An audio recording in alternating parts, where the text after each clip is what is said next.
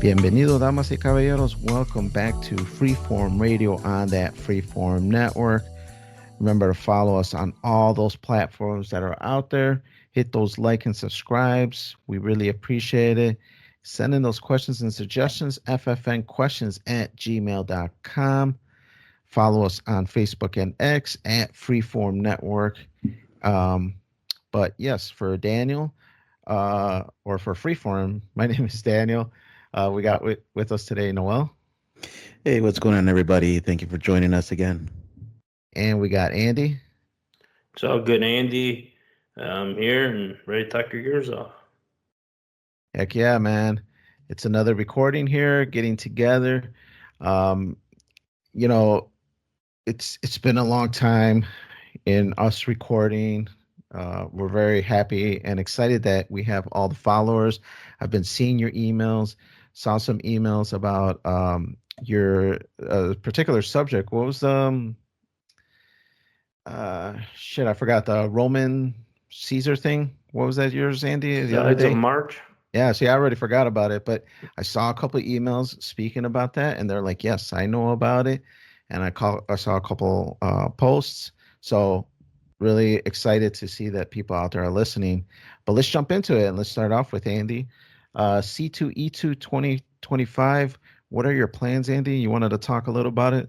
Let us know what's up, man. Yeah, man. I had a co-worker of mine. He goes to it every year. He's really into it. He cosplays and he does all this stuff. He was gonna go as Green Goblin this year. I was gonna go. He bought me a ticket. I think it's next weekend. And at the time of this recording, it's gonna pass. But um, I was planning to go. I was setting up everything, and um, then I had I rent a home. We rented out. Then I had to be an adult. They had an issue. I had to replace a water heater on there, and it kind of messed up my budget. And I decided not to go because I wasn't going to be able to enjoy it how I normally used to do it when I would go to conventions. You know, you would have I don't want to say a budget, but I had an idea of what I can spend and like to enjoy if I see something. Because when you go to conventions, as you guys know, I mean, it's been a while since I've like, if there's something that it's particularly if you're hunting for something or you're looking for something in particular, the conventions, it's kind of hard to find on the internet, or you want to look at it before you purchase it, you'll find it at conventions. Um, and for the C2E2, I haven't been to a convention in, man, since before the pandemic. So we're going on maybe 5+ years. Um, I was gonna go, and I was planning and budgeting. I don't like to use the word budget, but that's what it was basically. And with this being a slumlord, I had to repair it. I had to do this major repair. It was in the $1,000 plus, and now it's just like it derailed all my plans, and I don't feel comfortable spending the money I want to spend there to have a good time. So I decided not to go. Yeah, that kind of sucks, but I know what you're saying. You have like this price in your head, like, all right, I'm gonna take $100, $200, and that's the what you're gonna use to pick up some maybe bootleg videos, some action figures, maybe a T-shirt or two, and then Autograph. yeah, I'm Yeah, not a that big autograph, but I know you've been in the past and you got like a little trapper keeper with your autographs. But yeah, you make up this budget, and when things come up, unfortunately, it just goes away. and then the ticket, he was gonna hook up the ticket, and then I was probably gonna take the train down there. I didn't want to. Parking's another big thing, and then yeah, I mean, I don't know, man. It's just like it just kind of reminded me being an adult sucks, and then I guess being a responsible one. Um, I don't know, like I was planning to. It's been a while, so I was like looking into stuff, and then I'm just like, fuck this. And then I kind of told him. He got like, I won't say he got upset, but he was just like, he's telling me I don't know what to do with the ticket. I was gonna invite my son, who's a teenager. He doesn't want to go with his dad, and he's having problems unloading the tickets. I felt kind of bad because these tickets ain't. I mean, they used to be like $20. They ain't $20 no more. But I don't know. I felt bad, and then that part of me is just like, what the fuck? Then that just reminds me, like, yeah, you're too old to be going to this shit anyway. So I don't know, Noel. Like, when's the last time you've been to a con? I know there's a lot of mini ones, but it's been a while since you've been one of those conventions too, right? Any type of convention.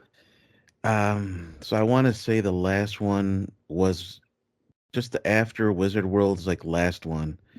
And then I just saw the change and I was like, this isn't even about comics anymore. It's just way different. It's all about the movies. It's all about actors in Hollywood. And it just got lame to me, for the price too, especially when it started going up $50, $60. I'm like, nah, that's it, man. I can't be spending that kind of money. And I haven't even gotten to buy anything yet. I'm just getting through the door. I'm like, nah, it's kind of a cash grab now, dude. It's fun though. It's one of those things. If I was rich, yeah, I'd probably go to every single one of them, man. But it's when it's like 50, $60, I'd rather put that as something else. Yeah, Andy, my w- coworker, he was getting into like the pictures, and he was telling me the price. I think the Lord of the Rings people were gonna be there, and like you get a picture with all of them, it was gonna be like $400 or $500. I'm like, that's fucking insane, dude. yeah, the prices are crazy. Did you get a chance to look at the lineup? Was there anybody interesting? I mean, there was a couple people I wanted to check out. I know RoboCop was going to be there. Peter Weller. Some of the wrestling stuff was nice. Some of the artists, comic book, um, the usual. And then I think they had a big increase of more people coming. They did a big update like about 2 weeks ago. So there was going to be more wrestlers. But like I said, I kind of once that happened, this happened about 3 weeks ago. The repair at that house, and I'm just like, just when that shit happens, it derails what I want to do, and I'm not gonna do it comfortably. Then in the back of my mind, I'm like, you just spent all this money for that, like, I don't want. And then you're buying like a $50 or something, toy or figure or something, and you can be like, yeah, like it's just it doesn't. I don't feel comfortable. Um, and yeah, man, I don't know. It was a big disappointment. Um, I wanted to go. I know there's a lot of other like mini conventions out here, and they're a little bit more affordable. But they don't have as many guests. It's more about the actual sellers, and I think it has a little bit better community. I mean, I hate using that word, but I know like for the C2E2, there's a big cosplay community. A lot of people, and there's more like people having the talks where they go to the halls and stuff. But yeah, I think a lot of people is just to go. They're going to do the cosplay and do the photo ops and the autographs because that I was seeing some of the pricing again, and I was like, holy shit, man, this is a lot of money just for the photo ops. Like the autographs are expensive too. But people are really into the photo ops and like that's a big fucking business. And it's a lot of fucking money. I mean, it's a lot of money. And then like I said, I don't feel comfortable paying that much for a picture. I know it's cool, but not at this stage in my life. I don't think I'll be into that. You know? Yeah, I was never an autograph guy. To me, it always seemed a little expensive, in my opinion. Um, I wouldn't mind grabbing like knickknacks, but yeah, you're right, man. Those pricing. I mean, I thought $20 was a lot back in the day, and now you were telling me that some are 50, even $100 for an autograph. Yeah, I mean, I think cheap, the lesser known people, like they're like $40, $35, $40. Everybody else is 50 to 75. I remember when Wizard World, they had Edward James almost there because this is when Battlestar Galactica was going crazy.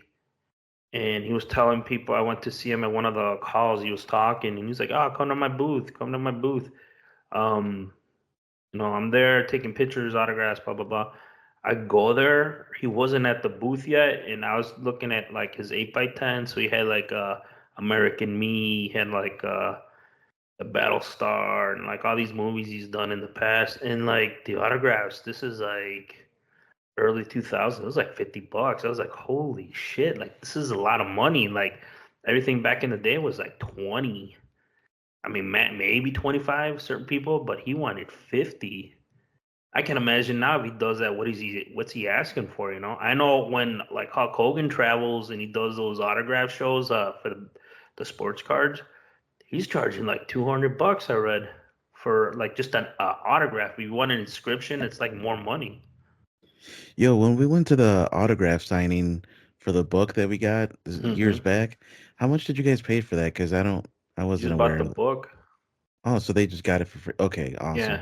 The Okay. whole thing of those is just to get you to buy whatever they're selling, like to like his new thing, the beer. People get like autograph anything, and they just want you to buy his beer, and then he'll sign whatever. Mm. But yeah, man, like I don't know, like let me know what you guys think at ffnquestions@gmail.com. You know, being a responsible adult, but I was kind of looking forward to it. Then this happened, and then I'm always like, see, that's what you get for getting excited about something. Um, uh, you know, something happens and it derails your fucking plans, and when you're older, you got an adult, and you got to be responsible. It sucks. So, you know, let me know what you guys think at the ffnquestions@gmail.com. The other thing I got going on, I don't know if you guys had, there's this meme going around in Mexico with this lady, older lady, pointing a gun at people, like with a scarf. Have you guys seen that? No, I haven't seen anything like that. No. So it's like a big meme. It started like on Friday. There's a picture of like this. They call her the killer grandma. And what I read up on it, what happened is this is in Mexico. She apparently she had squatters in her house, and she went to the police to tell them, you know, they're not supposed to be there. And then the police went, and the squatter says they rented the house from this other person, and they didn't really have proof. And the cops is like, there's not much we could do. And she's like, you're not gonna throw them out. And they're like, we can't. This is like a civil matter. So she went there with the gun. She's like, y'all need to fucking leave. They said no, and they're like, what are you gonna do? So she fucking shot one of them like 3 times, and then she shot the other guy, and now she's arrested. But the picture of her, there's a picture of her floating around. She's just there with her gun, just pointing like this old lady with a scarf, and she fucking unloaded, and she got arrested. And then they did the whole in Mexico, when you get arrested, you know how they throw you in front of cameras and stuff, and the news people are taking pictures. They did that to her, and now she's like in jail and I guess awaiting trial, or I don't know what the whole legal process there. But there's a lot of people are upset that she got thrown in, she got arrested, and it's pretty hilarious because the memes started popping up immediately. People pointing her, making her like look like a saint, and like how her grandma's upset because you know you ate at your other grandma's house, and it's just a bunch of hilarious shit, and I just can't get enough of it. It's but yeah, the whole thing is she got arrested, and like always, man, people they're upset that she got arrested. Her name is Maria Alfaro, and then she stepped out of her vehicle. And she came out with her gun, and she just started fucking unloading on these people. Mm. And then I, other I people chased Maria and her family to the street when a wild melee erupted before one of the Alfaros shot the 14-year-old boy. I wonder if squatter laws are strict in Mexico, because I know here most people complain about how they protect the squatters more than the homeowners. It depends, I guess. That's what I'm saying. Like, I don't know. I don't know. I don't think it's a big problem in Mexico, but it is interesting that how it's being portrayed in this article. Um, it does seem like it's a problem because I was told that my mom's husband rents a house. He rents his house in Juarez, and he knows that they rent the house out to other people when they're gone. It turns into this big fucking problem sometimes, but as long as he gets his rent, he doesn't care. So, but I'm like, get you word they're gonna mess up your house, and he's like, nah, I mean, not really. They rarely. I haven't had no issues where they messed up the house. So, um, I don't know. I don't know. It sounds like it's some difficulty. Like here, I think you have to. There's a lot of things you got to prove before the police can kick anybody out, especially if they claim that they're renting the property. You know. Right, man. I've heard of stories where squatters in Illinois or in Mexico, if you're there, it's like possessions is like, what do they say, Nine tenths of tenths, the law. nine Yeah. tenths of the law, where it's basically your house. Like you weren't living there and they took over for it. So yeah, I could see it being a bigger problem in Mexico than here. Yeah, I don't know, man. But grandma came out packing, and then she handled business. I just know it's going viral, especially in the United States and in Mexico. So, I mean, check it out. To me, it's always funny, like what goes viral. And this one, I'm just like out of the blue, I just started seeing this old lady with a gun, and I'm like, what the fuck is this about? And I Google searched, and then I read up on it, and I was like, I just started fucking laughing. Um, but they're painting. I think the sentiment of the people is that she's a victim, and like always, um, the the the that she's a victim, and the squatters were the issue. Obviously, if you read or what they're saying is true, but you never know. Like here, it's always the opposite. Squatters. I think here squatters in the United States have more rights, so it's very hard to difficult to get them out because back in the day, I think landlords used to take advantage of the laws and screw over people, but now the roles are reversed, and it's a bigger issue for landlords to get rid of people. You have to a lot of legality, a lot of process to get people out of the apartment, even if they stop paying the rent. Yeah, it's unfortunate, man. There should be better protection for the people that, pay the bills and take care of the home or, acquired the home. It's Yeah, I don't know. It's complicated because there's the humanitarian side of it, but at the same time, you should be able to have your own house. Like if you're not there for a certain amount of months and somebody sneaks in without permission, that should be trespassing, no matter how long they've been there. It's like if you had known about it, you would have trespassed them immediately. But just because you didn't know about it and months went by doesn't mean that they are now owners of that place. Well, yeah, I mean that's what I'm saying. It's I know I heard that I've heard that before. Where the humanitarian side. I don't know. I have a different view on it, but maybe it's a discussion for another time. But um, the squatters, I know in America it's been going on forever, back to like the cowboy days. So we'll talk about it some other time. Let's switch it up a little bit, man. Um, I find this one of your points here, Noel. PS3 emulation on PC is finally viable. I know PS3 emulation. There's really nothing I've ever seen, even on the ROMs or anything. Um, what's going on with that on that end? So years ago, I on my old PC, I tried to do PS3 emulation on there. And some games worked, fairly decent, but the frame rate would stutter here and there. There would be moments of like lag and just the shader compilation just wasn't good.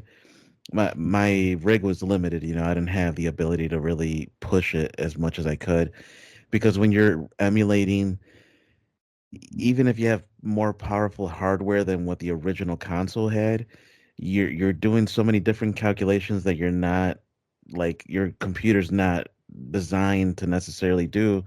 So it has to work harder to do the same thing that the PS3 did. So a lot of games didn't run that well, and some weren't even like able to even launch or anything. So anyway, now that I got the new PC and I built it and it's been running great, I'm really happy with it. I'm like, let me give it a shot and see. I use RPCS3, and that's for the PS3 emulator. It's got a certain amount of games like that I downloaded with it, and let me just tell you what I got so far. I've been only getting the games that I can't get on PS4 or Steam or anywhere else. These are like unfortunately locked, possibly forever on the PS3. I got a game called Dark Souls, Dark Souls 2, Demon Souls, the old school God of War collection, God of War Origins, the old school Jack and Daxter, J Stars Victory Plus, Marvel Ultimate Alliance, Mortal Kombat versus DC. It's still locked to PS3. The old NBA Jam on PS3, PlayStation All Stars Battle Royale, UFC Undisputed 3, arguably the best UFC game. Unfortunately, they don't make them like that anymore. EA just destroyed it.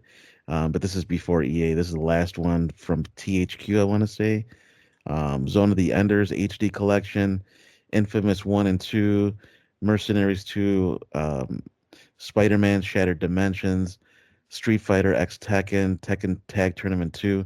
So I mean, there's a certain amount of games that you could still play on the PS3 if you emulate it. I was testing it out yesterday. I actually played UFC Undisputed 3, and it looks freaking great, man. I was so blown away, dude. My computer is so strong that it runs it higher than the refresh rate of my TV. My TV is a 120. It was running at 180 frames a second. The problem with that is it almost looked like it was fast forwarding. That's kind of like the weird glitch with these emulators. So I kind of like tweaked some stuff, and I set it to the cap of 60 frames a second, and now it's buttery smooth. It's 4K 60 frames, a PS3 game. So I'm really happy with it. I'm gonna still mess around with it more, but definitely this computer is able to do PS3 emulation now. So it's gonna be a new amount of games that I could play now. But yeah. Yeah, for sure, man. There's tons of gems, PS3 games. There's the Infamous games. Those are really, really good. The Resistance games. Those are really good. There's a couple kill zones that not all of them are great, but still good bangers. There's Metal Gear Solid 4. That's a really good one. So there's a ton of PlayStation 3 good games. Some have been rescued, like Red Dead Redemption, um, Dead Space, and a few others. Shadow of the Colossus. But yeah, man, they keep talking about it because Sony's been messing with it. But since PlayStation 3 had that cell architecture, it was really a pain in the ass for them to get something emulation wise. So no, it's exciting that your beefy PC is able to handle it. And I know, like, even a few weeks ago, there was talks of some external company that is looking to backwards compat some games and then release it as a physical or as a digital game in the future. And they were talking about Xbox 360, kind of beefing them up, 4K resolution and all that good stuff. And they were asked specifically about PlayStation 3, and they said that yes, it is in their scope to also emulate PS3 games and re-release them. So yeah, it's exciting, man. There's a couple games that I wouldn't mind playing again, like Infamous and Metal Gear Solid in particular. Yeah, I've actually never beaten Infamous 1 or 2. I think I played 1 back when you had the PS3, and I would just, play it every now and again, but I never got to beat it. So I'm excited. Everybody brings it up. Everybody says it's a really good game, so I'm excited to beat that in number 2. And then yeah, Metal Gear, I didn't mention it, but I do have the HD collection, so the Metal Gear 4 should be part of that as well. Oh, okay. Yeah, I'm not sure which collection you picked up. I think it was on the PlayStation 3 collection, but this recent one that just came out, it was just 1, 2, and 3. Allegedly 4, 5, and Peace Walker is going to be in the collection 2 that they haven't announced yet, but allegedly that's going to be coming out next. Okay. Yeah, no, we'll have to see how it plays out. Hopefully, they do start doing more emulation or more focus on the PS3. They had so many good games that back in the day, man, it's just a lot of good memories. So it'd be nice to play those again. What about the games? I know about the emulation, so that's a good thing. But they had when I had the first PS3 in the PlayStation Network and that whole goofy thing. I remember there were like all these like digital games that were just exclusive to the network. Are those? Do you know? I mean, I don't know if they had a lot of fanfare. I know they're like upgrading a lot of them to like HD, but I remember them. There was a lot of talk, and I remember some releases where it's just exclusive games they updated that were on the PlayStation Network. That's one of the things I always like wonder when we keep getting new gens of games. Like, what happens to all that library stuff? Yeah, I'm not really sure. I know PlayStation was messing around with making like the PS1 stuff emulated, PS2 and all that. I I think it's just going slow, man. It's one of those things. The amount of money that they had to put into it versus the amount of money they're going to get out of it. Sometimes it doesn't balance out to the point where they're going to do it, pull the trigger on it. Yeah, I think that's exactly true. It depends if your investment's going to be worth it. Like, remember the game? Just the top of my head. Like, I think it got a hard release or like a physical disc on PSP, but uh, Fat Princess. You remember that? Was that a game? And like it was like really popular, but I've never seen no disc or anything. I think they released something for the PSP. Do you remember that game? That's Yeah, like one of the digital like the library ones that I remember.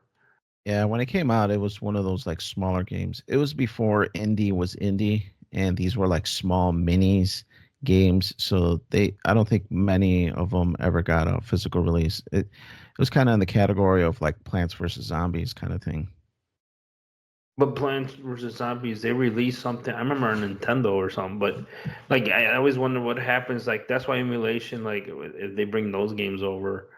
I mean, not that I remember, but I remember like a handful of them. But because emulation is always so weird, you got to have like Noel says the right rig and like the size and all this goofy shit and like and how it runs. That's another thing. And I know people get really weird about even how the music comes out. They feel like it's not the right emulation or they compressed it to save space. I don't know. There's always all these goofy people, but I'm just wondering if like anybody ever given thought to bringing some of those games or at least make them into ROMs or where you can emulate them.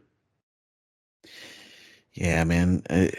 Who knows? Really, there's so many good games that everyone has like that game that they love and they Hmm. want it to be brought into the common era, but it's just who knows, man. Unfortunately, it's one of those things like you just gotta wait for it. I'm like that with movies. I'm actually waiting for Teenage Mutant Ninja Turtles 1990 is finally getting a 4K physical release. I think Arrow might be doing it. So I'm waiting for that. And I've been waiting for like years since 4K was even a thing. So it's one of those things. It's like whenever the owner of that IP decides that, all right, let's put money into it to get this like remastered or brought out again. And hopefully they do. I mean, there's an audience for it. Obviously, you're already one customer right They there. released I know the Blu-rays a while back. I got them. I Yeah. traded them for some game I found. This guy's like, I'll give you these Teenage Mutant Blu-rays. I'm like, yeah, sure, fuck it. I rather have this in the game. So I took them, but I don't know. Like, the you're probably right. There's always a demand for every time a new product comes out or a new media for the 4K. I know to me 4K it looks nice, but I feel like it's not as I think the format's kind of like laser disc, like only like it's like for collectors, like collectors really want that, but I don't think the average casual viewer really wants that. I think they're just good with like Blu-ray. Yeah, I mean, it's hard to really say. The prices right now are kind of crazy too. If you get 4K stuff, especially as it releases, it's usually around 25, $35. So yeah, that's definitely gonna, make people want to go get the Blu-ray. And the Blu-ray looks really good. And if you have a 4K TV, it upscales. So it looks pretty close, man. Pretty close to the 4K. Unless you have like just, really, really good vision. you're probably gonna be good with the Blu-ray.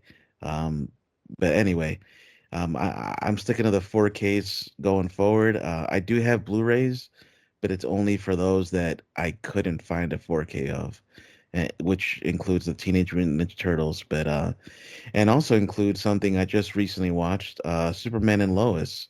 So I just want to wrap up and talk about this real quick. So I've been watching. I watched season one when it came out. That was 2021. They have four seasons, and the fourth one just wrapped up this year. I bought the Blu-ray when it as soon as it released for pre-order, and then it finally came in like a couple weeks ago. And I'm like, all right, man, it's time to sit down and watch it. I've been waiting for it, this is the conclusion of the CW verse, if you want to call it that. This is like back in the day when they had Green Arrow, Flash, Supergirl, Black Lightning. They had all that stuff, and this was the last one on that contract before they sold out and they shut it all down. So Superman and Lois started in 2021, and it was a rocky start because COVID happened, and there was a lot of mandates and quarantines and all sorts of stuff going on. So they weren't able to really meet the schedule that they had set up, and budget issues and all sorts of stuff. But they ended up doing it, and the season one was like a banger, man. It came out pretty strong. I'm not gonna say every season was as strong. There was maybe a season where it kind of stagnated a little bit, but anyway, season four, I have to say, was a strong finish. It was just about as good of a finish as you can get on a TV show.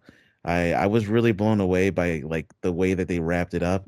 I've seen a lot of shows and I've seen a lot of endings, and it's difficult to end a show that's good that you like because you always want more, but you also understand that it has to end some point, right? Supernatural went on 15 freaking seasons, like over 20 years or whatever, and it finally ended, and I was And happy a with that movie with too. Scooby Doo, And a movie with Scooby an Doo. animated cartoon, right? Oh yeah, yeah, they did some weird stuff throughout that show, that's for sure. But so yeah, Superman and Lois. I was really excited to see this last season. They finally brought in Lex Luthor. Throughout the whole show, you don't really see him or get mention of him that often, and so we finally see him. He's the main villain in the last season, and he also, I guess I'm gonna give you guys spoilers, unfortunately, a little bit, not too much, but just be aware, spoilers might happen.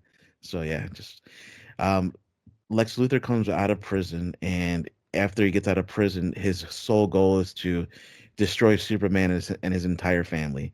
So he goes to Smallville and he goes and confronts them. Kind of gives them a choice, an ultimatum, and obviously they're going to turn it down. And so he's like, "All right, well, I'm coming for you. I'm going to destroy your entire family and everything you hold dear." And he does really try very hard to do that. And I'm not gonna give too much spoilers because I do want people to watch it. I don't want to, ruin that experience for you. But you're gonna see Doomsday, and it's gonna be an epic fight. It's gonna be awesome. And Superman's gonna actually get hurt, and he's gonna get vulnerable. And in this whole season, it's all about that. It's about the circle of life, and vulnerability and strength in what you care about, your family, your love, and the people you have in your life. That's what you fight for, and that's where you draw your strength. And it's not always you're alone. It's you have people around you that can help. And so you get a sense of community, get a sense of family, love, all that. So there's a lot of deep messages within the last season, along with a lot of action and pretty good dramatic performances, I would say. I really like the way they did it. I think it was really well done. And the ending, the very last episode, I finished it yesterday. Man, it felt good. It felt like sad in a way, but also relieving. Like, all right, they ended it. They pretty much showed you what would have happened after this. What would have happened in season five, six, all that. Like they just kind of show you like the progression of what would have happened, their life and the death, right? Everything has to end. So it was good, man.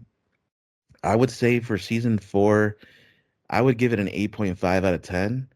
In terms of the whole overall show, I would give it an 8 because there was some seasons where it was a little slower pace, but it's still good to, get in depth in the characters and develop their rapport with each other. So some of those episodes where it slowed down, it still got you to get more details about the character, their personalities. So it wasn't like a loss, it wasn't like a waste. It's just the pacing was much better in season 4. I felt like it just kept going and kept going. It was broken up in 2 discs, 10 episodes, 5 on each disc, and it felt like the first disc, 5 episodes, was like a complete half. And I was like, you could kind of, you know, see an ending there, but then there was another half of it where I was curious to see how they're gonna end this now. Like, you got 5 more episodes, what are you gonna do? And as each episode goes on, I'm like excited to see the next. And it kind of played seamlessly. I just put play all episodes, and it played like through, and it was good, man. I was really excited with it, or happy and content with it. But I know you watched it too, Daniel. I'm curious to get your thoughts on it real quick. Yeah, the last season was definitely good. It was a different direction that you usually don't see in Superman TV shows, movies, or comics. I've never read anything like that, and I read Superman for quite a few years in high school. So it was definitely something new, different, and I enjoyed it. I thought it was a great show. Too bad it's ending. So you said the whole WB thing ended with this universe, because I was kind of interested in trying to look up all that Infinite Crisis stuff where they started crossing over, but I didn't even know where to start. But yeah, it's kind of sad to hear that it's over. Unfortunately, it is. It's over. This was the last one, and honestly, the best one to end it on. Flash ended poorly. Black Lightning, no one even cared about. Supergirl kind of ended poorly as well, just lower viewership. And then Arrow ended kind of poorly too, man. It was in the era of wokeness, like it was peak wokeness. And this one, thank God, man, it didn't really have that. It had moments of it, but it was not even woke. It was just inclusive, I guess you want to say, whatever. But it was still good. Like, it wasn't focused on making a point about wokeness. You know what I mean? Right. No, for sure. Yeah, no, I got the same thing. It seemed modern is maybe a good word for it, where you see a bunch of diverse um, people in the show that you typically don't see. Usually it's just a white man saving the entire world. And here you have a bunch of diverse characters that mix together that make it look natural. And it's not really like, it didn't feel like an agenda being pushed down your throat, a la Snow White kind of thing. It's like different. Yeah. No Rachel Ziegler here to destroy this shit. Right. To be honest, I don't even know how that movie's doing, or I don't even know what kind of performance she did, but just her working up to that movie release, I was just like, what the hell is this lady doing? But maybe that's a conversation for another time. For sure, man. We'll definitely have to talk about that. It's one of the worst rated movies of all time right now. So, Right. but yeah, man, that's gonna wrap things up. Again, I enjoyed it, and I do recommend people watch Superman and Lois. Definitely worth the watch. But let's switch it over to you, and Daniel. So it looks like you're keeping up with the game stuff right now, and I'm sure you know the Switch game prices. What are your thoughts on it, man? Yeah, I'm not sure how many people out there are in tune with it, but or you too, Andy, but Switch 2 just released their price for their system. But the thing that a lot of people are talking about is the actual game price of the video game cartridges. Now, when it originally got released, the info, it was $80 for digital copies and $90 for physical copies. That's since yet been kind of revised, and I think some people are just being misquoted, or maybe they were looking at like EU pricing, because in other regions, pricing structure is slightly different, so it might have given that impression.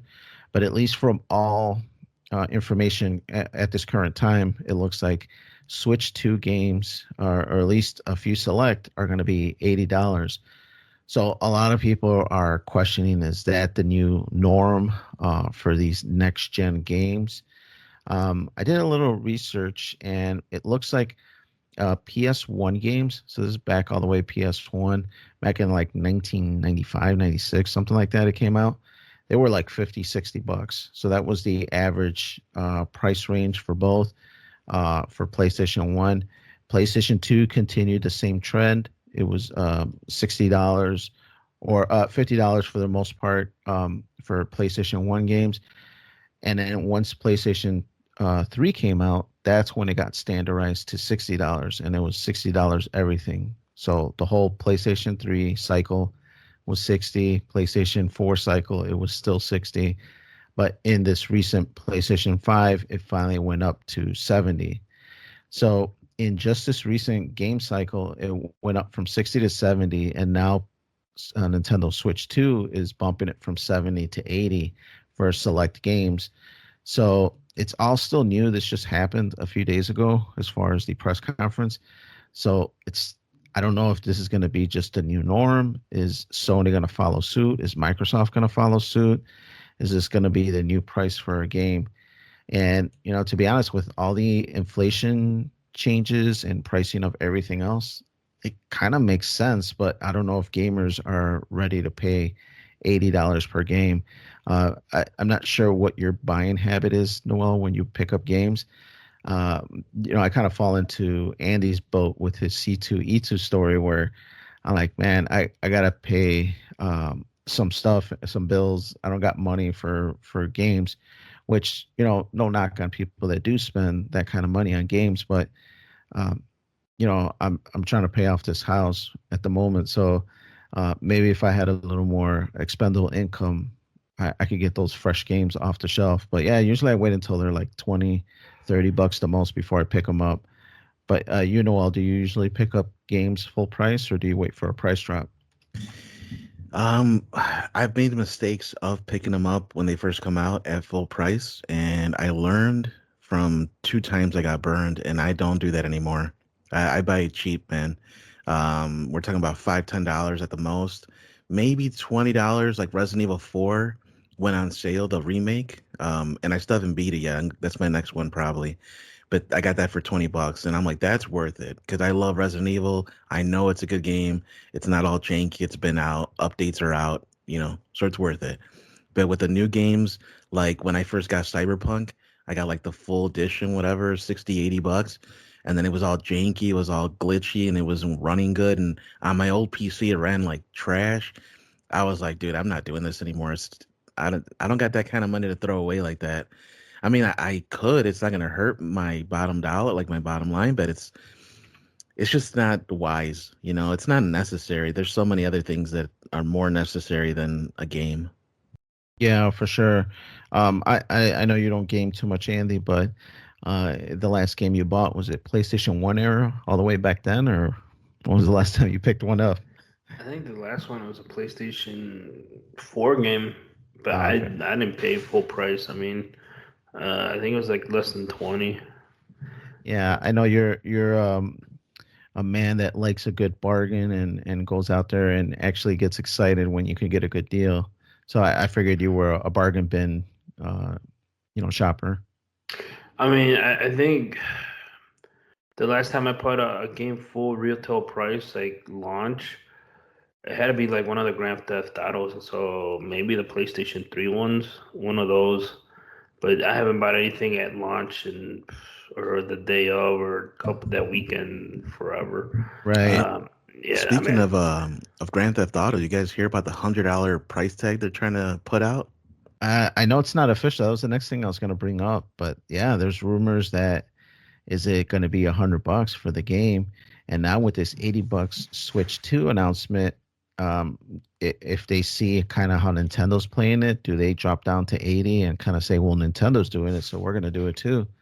So I read another article with GTA 6 that their game budget right now is it slightly surpassed $2 billion to make this game, and that is a ridiculous amount of money. So I maybe they're gonna charge $100. I don't know. That's gonna be nuts. real quick, like the WWE games, the 2K ones or whatever. I know they released like the basic and like the collector's editions and the collector's editions. Some of them were cool, but I think they had like a Hulk Hogan one time or something, and or the CM Punk ones and all that, and they were like, I think they were pushing like $100 because you got like a Funko and all this shit, and like or a Ric Flair one, like they had like a little collector plaque and a Funko and all this crazy shit. And but it was, I remember those were pushing $100, and then I would see them on sale. I think they'd be like 75 or 60 somewhere around there. But I think that's the last time. But I seen something where, wow, that's kind of nice, the collector's edition. But it was like, ooh, that's like a lot of fucking money.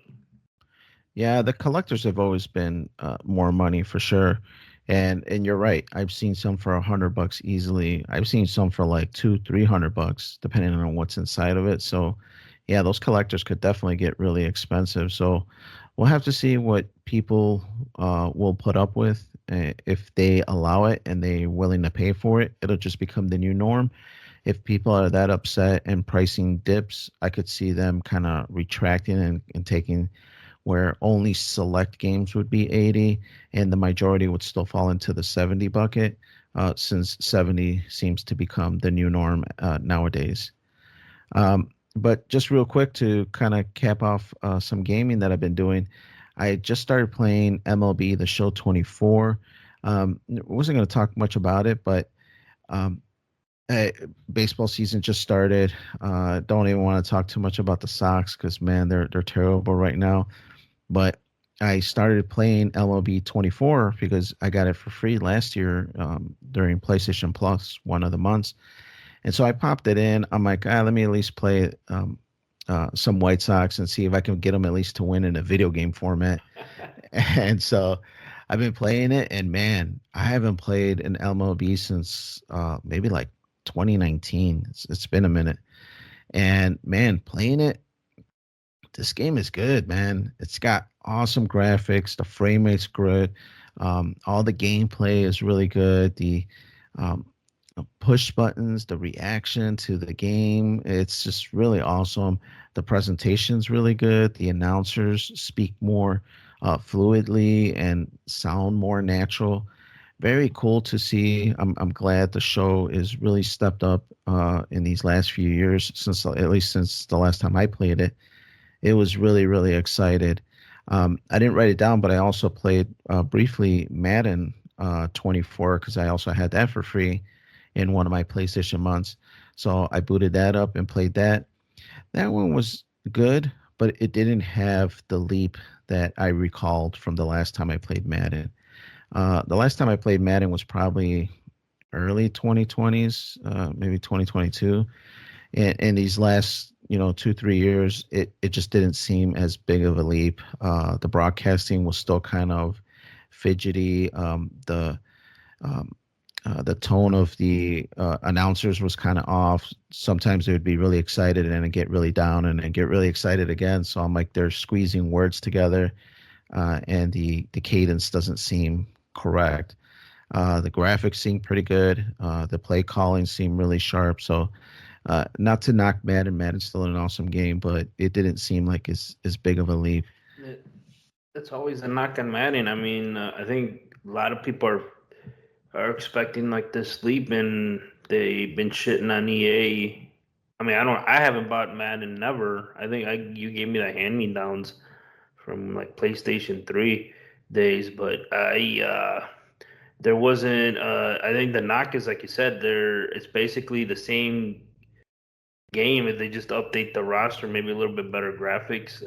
But there's nothing where you're like, oh shit, this is amazing. And I know a lot of people, like, especially when I watch on YouTube, they're shitting on it. That, like, the license shouldn't be exclusive to EA. It should be like bounced around or something. And everybody still goes back to those early, like the last gem, that $20 one, and the 2K, NFL 2K or something. People to this day still talk about that fucking game, even though it's almost, what, 20 plus years old. The one with the Terrell Owens on the cover. Yeah, for sure. No, I remember those days. I think that the biggest difference with the NFL 2K was just the presentation. It really brought in that like ESPN look, and the announcers, the halftime announcing, the kind of speaking more specifically in the game, and it really did make Madden step up their game Yeah. and their portion. But yeah, man, both these games were pretty good. Madden was good, but MLB the Show, since the last time, now granted it was 5 years ago that I played it, but really awesome leap, really awesome game. So if you're a PlayStation player out there and you have PlayStation Plus, I'm sure this is in your library if you've been collecting all the free games that they give you. So definitely want to go give it a shot and go check it out. But guys, I think my time is done. Let's jump into our article of the week.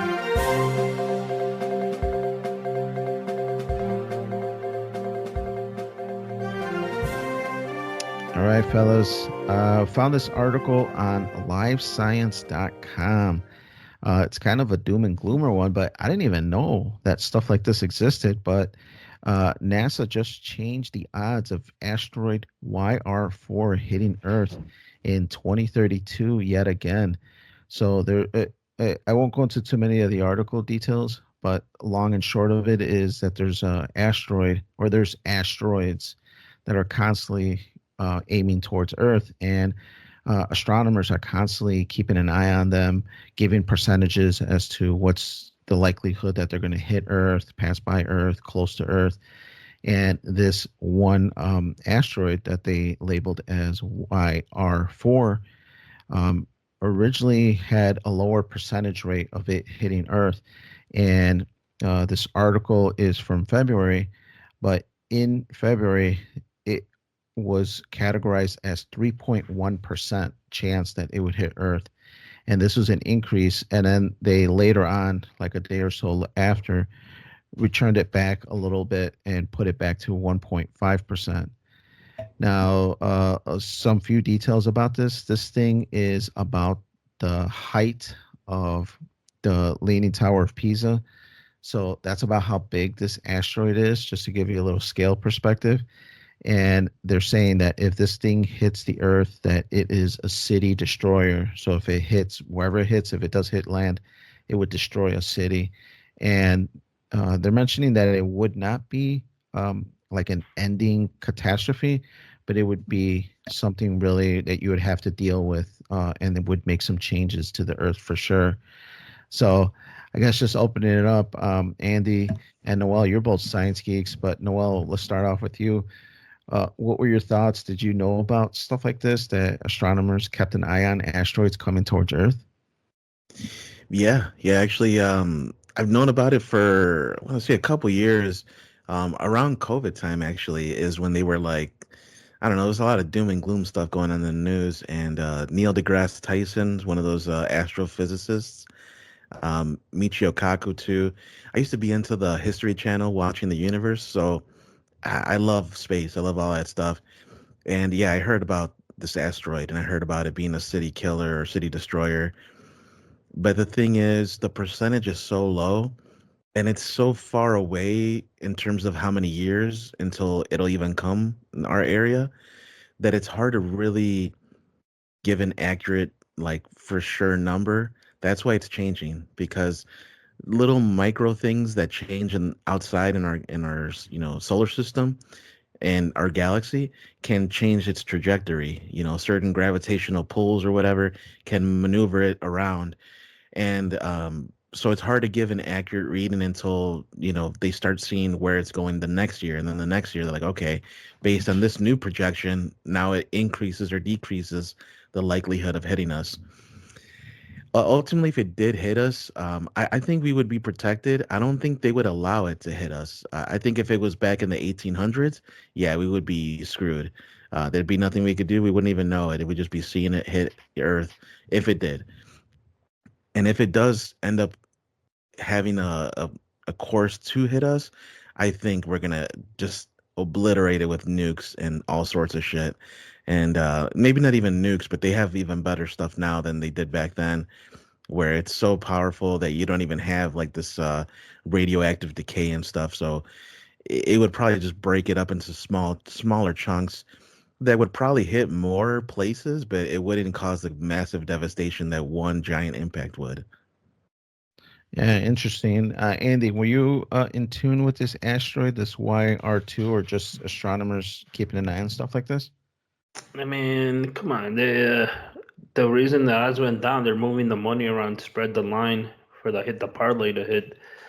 But nah, man, I don't think I'm not saying stuff can't hit Earth, but there's been so much speculation for years now. On top of it, I think I always wonder. There's all these people watching our other planets. When's the last time an asteroid hit any planet in our solar system? So you know, we'll see. I highly doubt it. It's a really low percentage. I'm glad Noel's very hopeful, and the government has a plan to send the nuke. I'm not as optimistic about that. I'll probably rely more. I think aliens would come and help us out there, but I don't think the government. Um, Everything that I know, the breakaway society, they would want something to happen like this so they could leave us common folk down here and they go start a new civilization on Mars or something. And the only thing that hits the fucking moon is when we fucking nuked it, or we bombed it a couple years, like a decade ago. And nobody batted an eye. Oh, we're gonna bomb the moon. Don't worry about it. It's part of a science test. Like bombing the fucking moon. What? And nobody batted an eye. They're just like, oh, okay, it's cool. Yeah. Yeah, I think Andy's referring to in the article. They do mention that there's a percentage that it would hit the moon instead of Earth. But Nah. yeah, I think to the whole government saving humanity, there was a movie, I haven't mentioned it, but I watched it. It wasn't that great anyways, but it was called Greenland, and it had to do with this, with asteroids hitting Earth. And this one asteroid was coming, except it was like multiple small ones. And the movie goes into it about how all these asteroids are coming down. But the government, funny part about it is they selected like the handful of people. Like they need an architect and they need a structural engineer and they need nurses and doctors. And so they were recalling people, sending them text messages like, please respond to this government, emergency. And if you responded, they would give you like a ticket number, and then all you had to do is go to these facilities, show them your app or whatever, and they would let you get into the facility where they would protect you from this asteroid strike. So yeah, curious to see what would happen. Like you mentioned, Andy, would the aliens come down and give us a hand and kind of save humanity? Yeah, I mean that's what I'm saying. It's I forgot what I was watching. I was a couple months ago. I was watching these videos. There's like this thing trending on Twitter where one of the telescopes caught this huge object coming towards Earth, and the government noticed allegedly that it was making trajectory moves, like it was doing course corrections, Whoa. and they thought it was like some type of mothership, and it's on track to be here. If I remember correctly, it's supposed to be here this year, if I remember. But I looked up on it like a month ago. This was like towards the end of last year, and there's no update on it, and like nobody else is talking about it. And I'm always thinking like they got all these people to talk about it, all these like YouTube and influencers, people to talk about it, and now there's like no update. Um, and just I'm like, well, what the fuck does that mean? And there's no update since that, and I'm thinking like, well, either it's real or it's just bullshit. So um, that's how I always look at that stuff with the doom gloom stuff, because I've read so much stuff of the world's gonna end there, this is gonna happen, and then 9 out of 10 times it doesn't happen. Not to say it won't happen, it hasn't happened. Yeah, I'm not sure if you could live your life kind of worrying about all these things. It's good that we have scientists and we do hopefully have some plans in the background. Um, but yeah, it'd be kind of scary that there's only like 5 years left before this huge asteroid comes and hits, and hopefully it doesn't hit near us. But either way, it sounds like everybody would be affected with this change if it did hit Earth. So yeah, yeah, it. you said that you got into this rabbit hole, Noel, during COVID time. It was around then. I've been into space and all that stuff since before then, but it was where I was really just had a lot of time on my hands. We were all on lockdown, so I was just watching YouTube like nonstop and saw a bunch of videos about this stuff. And it's been changing throughout the years. Like it's like, oh, now it'll hit, now it won't, now it'll be 2030, no, now it'll be this year. It's hard to know, what to truly believe, and which is why I don't really worry about it, because it, like Andy says, there's a little more to it. I don't know about the alien part of that. I really don't think that there are aliens. Interdimensional people. I mean, maybe there's always a possibility for any of that, right? I just don't think that the likelihood is high, but there's a possibility, right? Like, I think ghosts are real, right? And people are probably laugh at me for thinking that, but I mean, can you definitively 100% prove that there isn't? No. So there's a chance, So, but we'll see. We'll see how it all plays out. I I think all we can really do is focus on our families, focus on the good stuff, not try to dive too deep into this doom and gloom. I mean, it's not until 2030 anyway, right? We got 5 more years. Let's try to do the best we can, I guess. YOLO. Going back real quick now to the ghost, or when you hear things or whatever. I was talking to somebody at work, and he was telling me that it's not necessarily ghost. It's called residual hauntings, where the Earth spins like a record, and it's the atmosphere, the climate's recording everything we do. And when you hear stuff, it's like it's playing back something that I recorded a long time ago. And I'm like, that's a new fucking take. I heard, but I'm with you. I think it's ghost. I don't know if I believe him, but I haven't really looked into it. But he called it residual haunting. It's basically a recording the Earth, or the way the Earth spins, and the climate's recording everything that we do. And that's why deja vu and shit exists, because it's replaying something on accident that it recorded a while back. Yeah, I'd have to look more into that. That's interesting, for sure. I'm always into like stuff like that when there's the theories, right? Yeah. So that's cool. I like that.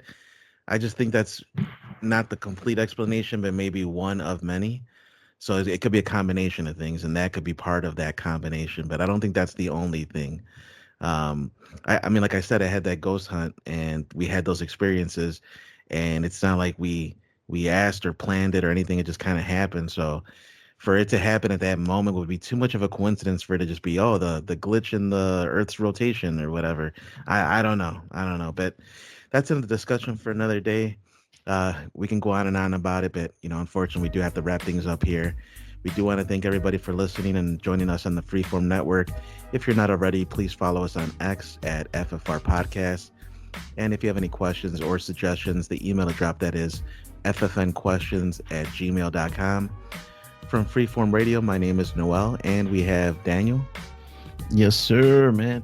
I'm about to go watch that new Minecraft movie. We got to see how much movie prices are nowadays. I haven't been there in a while, so I'll report back. Rich man. I'll report back in the next recording how much, if I had to, cash out some stocks to pay for this thing. Sell some of that AMC stock. Right. I heard something about the ending. I think Junior's going to really like it. So let us know how you enjoy it and how that ending is. The post-credit scene or something like that. So let us know. Nice. And we have Andy here. It's all good, Andy. Want to thank you guys for listening, and keep sending us those emails, and we'll catch you all guys next time. Alrighty, well, everybody, we wish you a great night and a beautiful tomorrow.